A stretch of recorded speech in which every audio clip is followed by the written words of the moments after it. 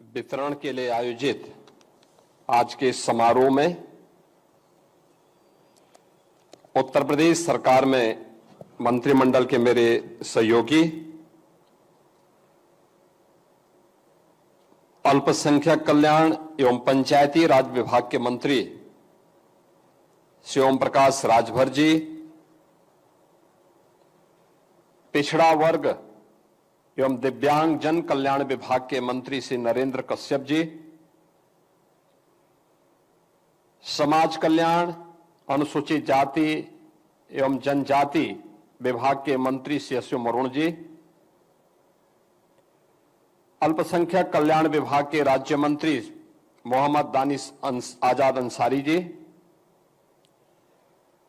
अनुसूचित जाति जनजाति आयोग के अध्यक्ष श्री बैजनाथ रावत जी, श्री विश्वनाथ प्रसाद जी,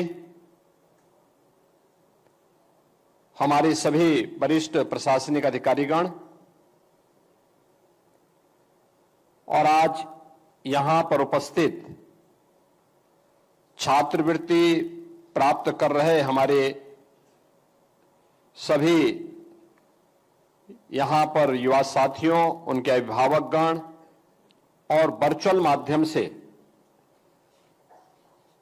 राज्य भर के अलग अलग संस्थानों में उपस्थित सभी उपस्थित छात्र छात्राएं, वहां के शिक्षकगण और उपस्थित बहनों और भाइयों, आज का ये समारोह सामाजिक न्याय, समावेशी विकास तथा शिक्षा पर समाज के प्रत्येक तबके का समान अधिकार है, इस बात की प्रतिबद्धता का एक प्रमाण है। आदरणीय प्रधानमंत्री जी जब इस बात की उद्घोष करते हैं कि वंचित को वरीयता और पिछड़ों को प्राथमिकता, तो उसके पीछे का ध्येय भी यही होता है कि कोई भी छात्र शिक्षा से वंचित न रह जाए, कोई भी नौजवान नौकरी और रोजगार से वंचित न रह जाए, समाज का कोई भी तबका स्वावलंबन से मुक्त न रह जाए, इसको लेकर के सरकार के स्तर पर कहां सहयोग किया जाना चाहिए, उस सहयोग के अभियान के क्रम में आज का ये समारोह देश के गणतंत्र दिवस की पूर्व संध्या पर आयोजित हो रहा है। मैं इस अवसर पर अपनी छात्रवृत्ति प्राप्त कर रहे प्रदेश के उन सभी 19 लाख छात्र छात्राओं को हृदय से बधाई देता हूं, अपनी शुभकामनाएं देता हूं, जिन्हें आज इस सुविधा का लाभ प्राप्त हो रहा है।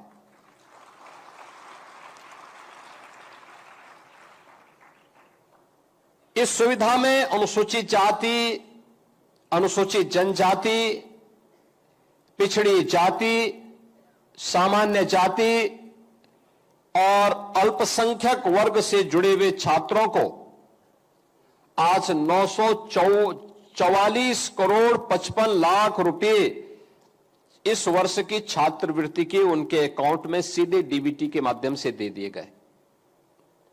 यानी नियत साफ हो, नीति गए, यानी नियत साफ हो, नीति स्पष्ट हो, तो भ्रष्टाचार रूपी दानों को नियंत्रित किया जा सकता है। आप सोचिए ना, इसी छात्रवृत्ति के लिए आज से 9 वर्ष पहले जो नौजवान उस समय अध्ययन करता था, इसी भ्रष्टाचार के कारण उस छात्रवृत्ति नहीं प्राप्त करता था। क्योंकि पहले तो सरकार की नीयत साफ नहीं रहती थी, अपने पराये का भेद करती थी, परिवारवाद के चंगुल से बाहर नहीं निकल पाती थी, और अगर वहां से निकला भी तो उनके गुर्गों के भ्रष्टाचार से योजनाएं कहां वंचित रह पाती थी। वहां से भी निकल गई तो फिर बाबू नीचे का बैठा हुआ समाज कल्याण विभाग का बाबू, ये उनका भी उस्ताद था, क्योंकि पैसा लेकर के नियुक्ति प्राप्त करता था। परिणाम क्या होता था? एक गरीब मारा जाता था, एक गरीब वंचित होता था, एक गरीब प्रताड़ित होता था। और इसीलिए प्रधानमंत्री जी ने कहा कि वंचित को वरीयता मिलनी चाहिए, पिछड़ों को प्राथमिकता मिलनी चाहिए, और इस वरीयता और प्राथमिकता की ही का परिणाम है कि टेक्नोलॉजी का उपयोग किया गया, ऑनलाइन सुविधा उपलब्ध कराई गई। तो यह ई गवर्नेंस से इसी गवर्नेंस का एक बेस्ट मॉडल आपके सामने इस रूप में सामने आ रहा है। यही तो सुशासन है, जहां पर हर व्यक्ति इस सर्वसमावेशी विकास का लाभ प्राप्त कर सके, बिना भेदभाव के प्राप्त कर सके। आप में से हर एक तबके का व्यक्ति छात्रवृत्ति की दृष्टि से यहां पर भी और हर जनपद में उपस्थित है। आप सोचो, 19 लाख छात्र एक साथ एक क्लिक से, जैसे ही मैंने अपने सहयोगी मंत्रियों के साथ उस यहां पे बटन दबाया, उनके अकाउंट में पैसा चला गया। क्या किसी का चेहरा देख करके स्कॉलरशिप दी गई? नहीं, उसकी आवश्यकता थी। शिक्षा पर उसका अधिकार भी है, और सरकार का यह दायित्व बनता है कि बिना भेदभाव के उसका अधिकार उसे प्राप्त हो सके, इसके लिए उसको स्कॉलरशिप की सुविधा के साथ जोड़ सके। और सरकार ने अपने उस दायित्व का निर्वहन यहां पर किया है। यह काम तब होता है जब सरकार की नीयत साफ होती है, जब सरकार की मंशा होती है कि नेशन फर्स्ट का भाव हमारे मन में हो, राष्ट्र प्रथम का भाव। जब परिवार प्रथम का भाव आ जाता है तब ये नहीं होता है, तब भ्रष्टाचार होता है। और जब राष्ट्र प्रथम का भाव होता है तब बिना भेदभाव के शासन की योजना का लाभ सबको प्राप्त होता है। और वही लाभ आज यहां पर आपको उपलब्ध कराया जा रहा है। आज आपने देखा होगा, अब यहां पे क्लिक किया गया, कोई लीकेज नहीं, कोई कमीशन नहीं, केवल सरकार को एक प्रयास प्रारंभ किया गया था। सरकार ने तकनीक से जोड़ दिया। संस्थाओं से कहा जाता है कि भाई आप समय पे फॉर्म को वहां पे अपडेट करिए, अपलोड कर लीजिए, पैसे की कमी नहीं। उस हर छात्र को जो स्कॉलरशिप के लिए पात्रता रखता है उसको इस सुविधा का लाभ मिलना चाहिए। अब सरकार ने इस सुविधा का लाभ यहां पर प्रदेश के अंदर सभी लोगों को बिना भेदभाव के देना प्रारंभ किया है। और अब तो मैं कह सकता हूं कि सरकार की इस वेलफेयर की स्कीम का लाभ, आपने एक बेटी की सक्सेस स्टोरी और एक नौजवान की भी सक्सेस स्टोरी को यहां पर सुना। और बेटी उत्तर प्रदेश पावर कारपोरेशन में कंप्यूटर ऑपरेटर के रूप में अपनी सेवाएं प्रदान कर रही है। बेटी के स्वावलंबन से बढ़कर के समाज के लिए और उपलब्धि क्या हो सकती है? ये बहुत बड़ी उपलब्धि होती है, कोई बेटी स्वावलंबी हो सके।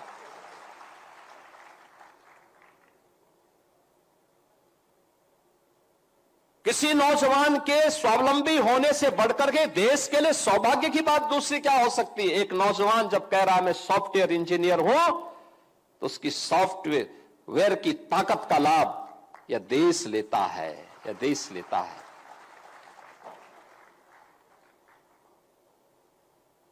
और यह इसलिए हो रहा है क्योंकि सरकार ने वेलफेयर की स्कीम का लाभ आज बिना भेदभाव के समाज को उपलब्ध करवाया है। आज सरकार की योजनाओं को आप देख रहे होंगे, कैसे चेंज लाया जा सकता है। आज से 9 वर्ष पहले जो लोग चिल्ला रहे हैं, पीडीए की बात कर रहे हैं, जहां गरीब का बच्चा पढ़ता है प्राथमिक विद्यालय, बंदी के कगार पर थे। न भवन था, न शिक्षक था, न छात्र ही था। वहां बड़े बड़े पेड़ उगे होते थे। आज ऑपरेशन कायाकल्प ने उसकी सचमुच बेसिक शिक्षा की कायाकल्प करके रख दी है। अब तो सरकार ने यह भी तय किया है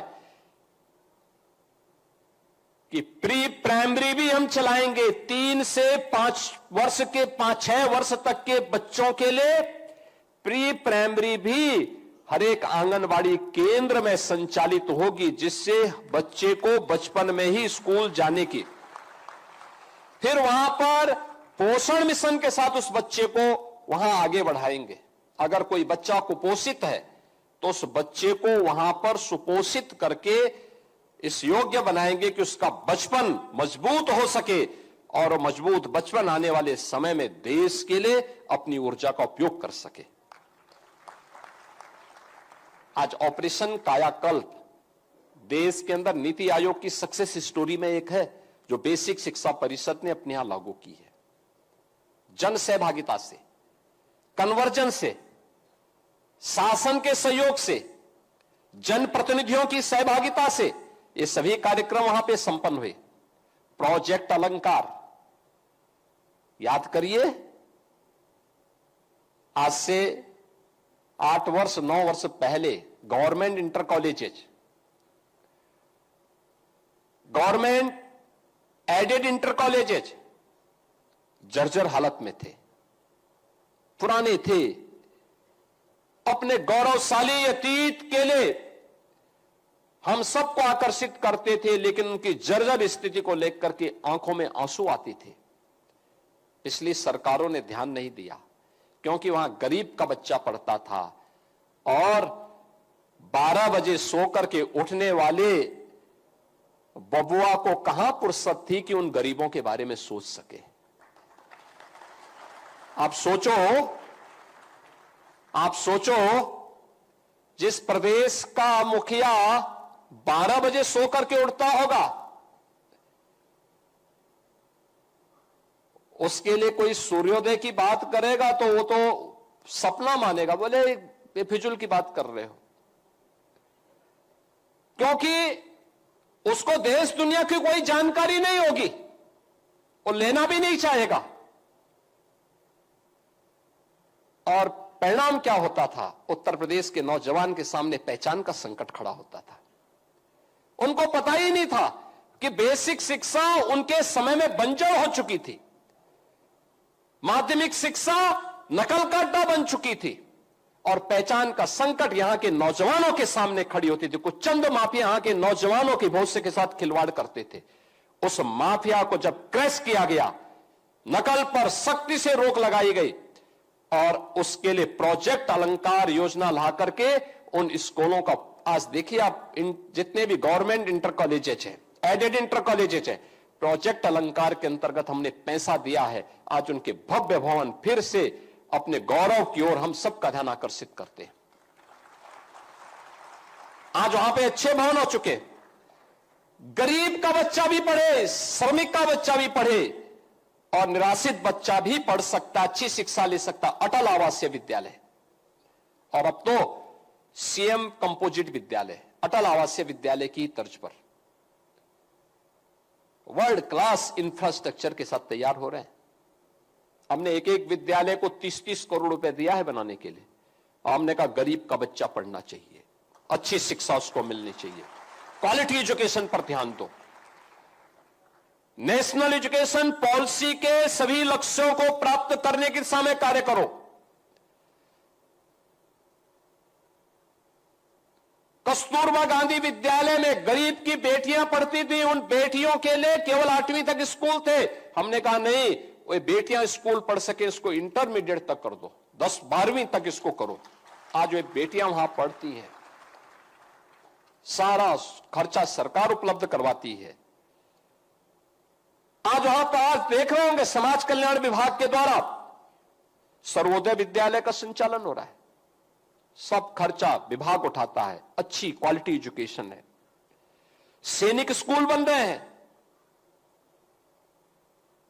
शिक्षा के साथ साथ स्किल डेवलपमेंट, खेल और नवाचार के भी नए केंद्र हमारे स्कूल बन रहे हैं। अभ्युदय योजना के माध्यम से अब नीट की तैयारी करनी हो, आईआईटी जेईई की तैयारी करनी हो, या फिर किसी भी अन्य प्रतियोगी परीक्षाओं की तैयारी, अभ्युदय कोचिंग दोनों मोड पे आपके लिए मौजूद है, फिजिकल भी और वर्चुअल भी। आप चाहेंगे कि हमें क्लास अटेंड करना है, आप उसका टेस्ट पास करिए, आपके लिए सुविधा मिलेगी। और इसका संचालन कौन कर रहे हैं? इसका संचालन करवाया जा रहा है जिसने नीट की परीक्षा क्वालिफाई की है, जिसने आईआईटी जेईई के माध्यम से डिग्री ली है, जिसने आईएएस यानी यूपीएससी की उत्तर प्रदेश पब्लिक सर्विस की परीक्षा को पास करने के बाद सर्विस ज्वाइन की है। वे नौजवान ही वहां पर अपना समय देकर के अपने अपने जनपदों में इसका संचालन भी कर रहे हैं, और आप भी उस सुविधा का लाभ प्राप्त कर सकते हैं। मुझे बहुत अच्छा लगता है जब मैं देखता हूं कि यूपीएससी का रिजल्ट आता है, Uttar Pradesh public service commission का, या किसी भी अन्य प्रतियोगी परीक्षाओं के परिणाम आते हैं, तो अभ्युदय के बच्चे भी उसमें अच्छा स्थान प्राप्त करते हैं। अब हमारे यहां के बच्चों को कहीं दूसरी जगह कोचिंग की सहायता लेने की आवश्यकता नहीं, वे यहीं पर इस सुविधा का लाभ प्राप्त करेंगे। और यह भी हम लोगों ने आज यहां पर आज देखा है, आज यहां के संस्थानों में, यानी इंडस्ट्री की मांग के अनुरूप स्किल डेवलपमेंट के प्रोग्राम चल रहे हैं। आज की डिमांड के अनुसार जितने भी इमर्जिंग टेक्नोलॉजी है, उसको वहां पर उनके सर्टिफिकेट, डिप्लोमा और डिग्री कोर्सेज प्रारंभ हुए हैं। एआई के बारे में, रोबोटिक के बारे में, ड्रोन टेक्नोलॉजी के बारे में, स्पेस टेक्नोलॉजी के बारे में, ये सभी कुछ आज हमारे संस्थानों में उत्तर प्रदेश के अंदर ही हम उसकी ट्रेनिंग दे रहे हैं। इसके बारे में अपने नौजवानों को तैयार कर रहे हैं, और खेल के बारे में भी स्पोर्ट्स का जो नया इंफ्रास्ट्रक्चर तैयार हो रहा है। आज आप देख रहे होंगे प्रदेश के अंदर हर गांव में खेल का मैदान तैयार करवाया जा रहा है, हर ब्लॉक स्तर पर एक मिनी स्टेडियम, जनपद स्तर पर स्टेडियम की तैयारी। प्रधानमंत्री जी का भी इसमें विशेष ध्यान है। अलग अलग प्रकार से उन्होंने खेलो इंडिया खेलों के माध्यम से, फिट इंडिया मूवमेंट के माध्यम से, सांसद खेलकूद प्रतियोगिता के माध्यम से, राज्य सरकार ने भी प्रधानमंत्री जी की प्रेरणा से विधायक खेलकूद प्रतियोगिता, ग्रामीण लीग की प्रतियोगिताओं के माध्यम से, स्कूल कॉलेजेस के माध्यम से भी विभिन्न प्रकार की प्रतियोगिताएं आज आगे बढ़ रही हैं।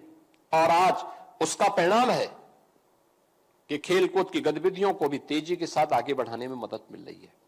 सरकार इस पे ध्यान दे रही है।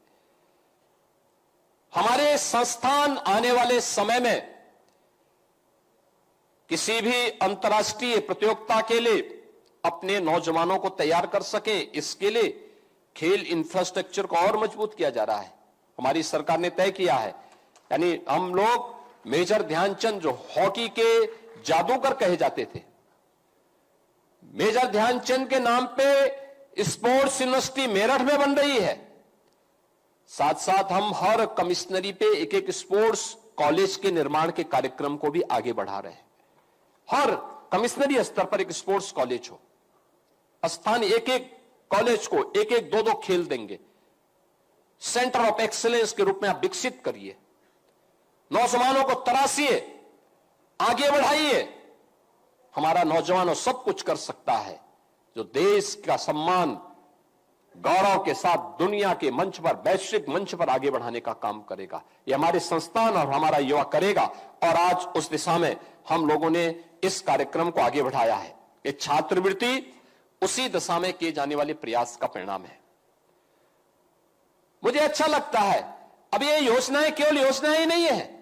आज जो छात्रवृत्ति का वितरण हो रहा है, आप अनुमान करिए कि इन योजनाओं के माध्यम से इसमें छात्रों की संख्या, समाज कल्याण विभाग में अनुसूचित जाति के 6,37,012 छात्रों की संख्या, सामान्य के 3,04,525, अन्य पिछड़ा वर्ग के 7,35,955, अल्पसंख्यक कल्याण के 1,98,139 और अनुसूचित जनजाति के 3,095 यानी 18,78,726 छात्रों को 944 करोड़ 55 लाख रुपए की राशि आज यहां पर एक साथ इस वर्ष की उनके अकाउंट में भेजी गई है।